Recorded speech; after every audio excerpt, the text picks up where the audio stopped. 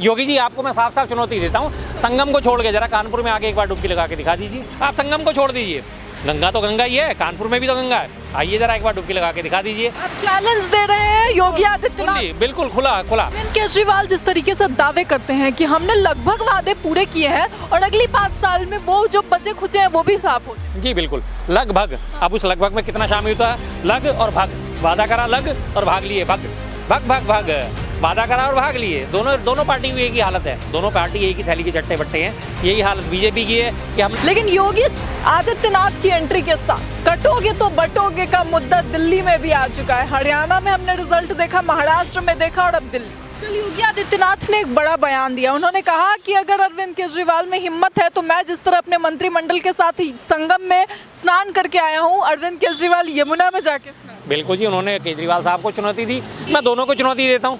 योगी जी आपको मैं साफ साफ चुनौती देता हूँ, संगम को छोड़ के जरा कानपुर में आके एक बार डुबकी लगा के दिखा दीजिए। अच्छा, कानपुर में गंगा का हाल ये है कि कानपुर में एनजीटी ने जो है नेशनल ग्रीन ट्रिब्यूनल, उसने अभी यूपी पे सरकार पे जुर्माना लगाया था, क्योंकि कानपुर में चमड़े का उद्योग सबसे बड़ा उद्योग है। चमड़े की जो सफाई होती है, चमड़े का जो अपशिष्ट निकलता है, जो खाल निकलती हैं, सड़ी हुई गली हुई खालें निकलती हैं, गंदगी निकलती है, मांस निकलता है, वो सारा का सारा नालों के थ्रू आके कानपुर में सारा गंगा में समाता है और उसका कोई अभी तक उन्होंने कोई प्रबंधन नहीं करा, जिसकी वजह से एनजीटी ने यूपी गवर्नमेंट के ऊपर जुर्माना लगाया। आप संगम को छोड़ दीजिए, गंगा तो गंगा ही है, कानपुर में भी तो गंगा है, आइए जरा एक बार डुबकी लगा के दिखा दीजिए। और यही केजरीवाल साहब हैं, केजरीवाल साहब भी आप इस कोने से उस कोने तक गंगा यमुना साफ करने की बात करते हैं, लगा के दिखा दीजिए। दोनों को चैलेंज है, खुला चैलेंज करके दिखा दीजिए। और हम हिमाचल की बात करें तो हिमाचल की किसी भी नदी में आप आके देख लिए, कौन सी नदी ऐसी आपको जो मिलेगी जिस पे आप डुबकी नहीं लगा सकेंगे। हिमाचल में कांग्रेस की सरकार है, आप आइए कोई सी भी नदी को चूज कर लीजिए। आप चैलेंज दे रहे हैं योगी आदित्यनाथ? बिल्कुल खुला चैलेंज नहीं है, सच्चाई है ये तो। आज संगम है तो संगम में तो आपने एक बार तो सोच लिया कि संगम में हमने गंगा साफ कर दी है जी, संगम में हम डुबकी लगा सकते हैं। मैं कहता हूँ थोड़ा सा नीचे तो आइए, गंगा क्या संगम में ही खत्म हो जाती है, उससे आगे कानपुर में भी बहती है, पटना में भी बहती है, वहाँ तक तो आइए आप देखिए तो सही गंगा की हालत क्या है।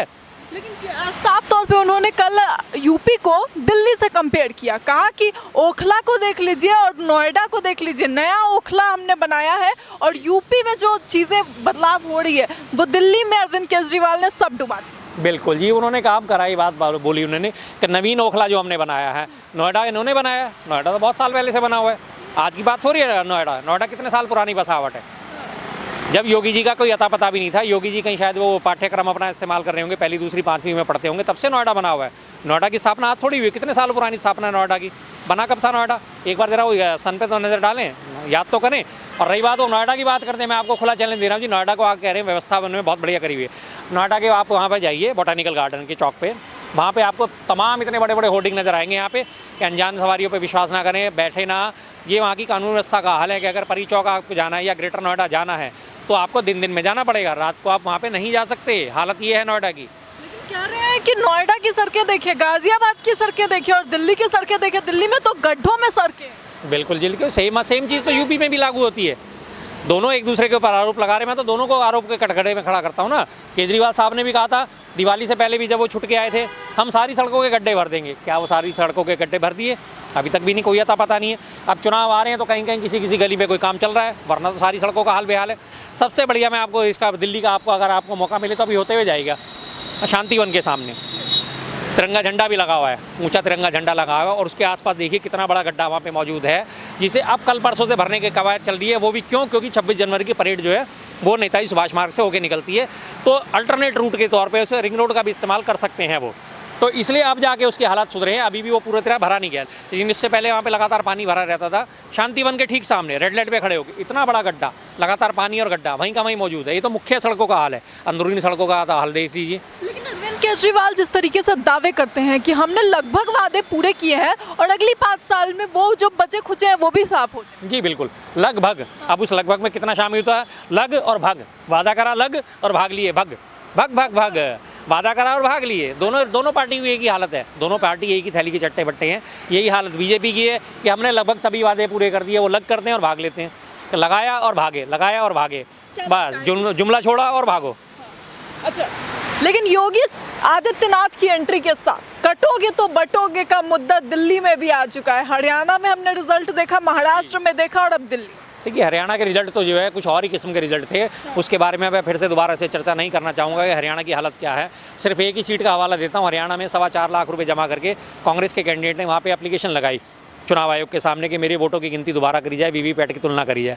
उन्होंने चुनाव आयोग ने क्या करा कि उस कॉन्स्टिट्यूंसी की सारी जो है डाटा ही डिलीट कर दिया। अब वो सिर्फ मॉक पोल पे उनको काउंटिंग करा रहे हैं। मॉक पोल का मतलब जो वोट वैलिड ही नहीं होते नहीं है, उसके बाद कोई जवाब देने को वो तैयार नहीं है। तो इसी बात से अंदाजा लगा लीजिए कि हरियाणा में हुआ क्या था। बटोगे तो कटेगा का नारा कहीं ना सफल हुआ था, ना है और ना होगा। दिल्ली वासी भी जानते हैं, सब सेफ हैं जी, हम सब एक हैं और हम सब सेफ हैं, उसमें कोई बात ही नहीं है। लेकिन लेकर आए हैं कि एक है तो सेफ है और कटोगे का तो बटोगे, कि जो है एक साथ देखने को मिली पोस्टर बिल्कुल स्टेज के नीचे बड़े बड़े अक्षरों में। जी जी बिल्कुल लिखा हुआ है, एक है तो सेफ है, लेकिन वो एक है होने का नारा दिए थे किसको है? देशवासियों के लिए नारे का इस्तेमाल क्यों नहीं करते कि हम एक हैं तो सेफ हैं? हिंदू मुस्लिम सिख ईसाई बौद्ध जैन पारसी सारे धर्म एक होकर काम करेंगे, सारे भारतीय एक होकर चलेंगे। तो चीन की हिम्मत नहीं है कि हमारे जाके लेह लद्दाख में आके वो अपने गांव बसा के चला जाए। आज चीन की हिम्मत देखिए कितनी बढ़ चुकी है। क्यों? क्योंकि ये सिर्फ एक कम्युनिटी को एक करने के चक्कर में लगे रहते हैं। ये देशवासियों को एक नहीं करते, ये सिर्फ चाहते हैं कि हिंदू एक हो जाए और मुस्लिमों को ताकि हमें दबाने में आसानी हो। ये हिंदू मुस्लिम की राजनीति करते हैं, सीधी सी बात है। इफेक्टिव होगा या नहीं है नारा?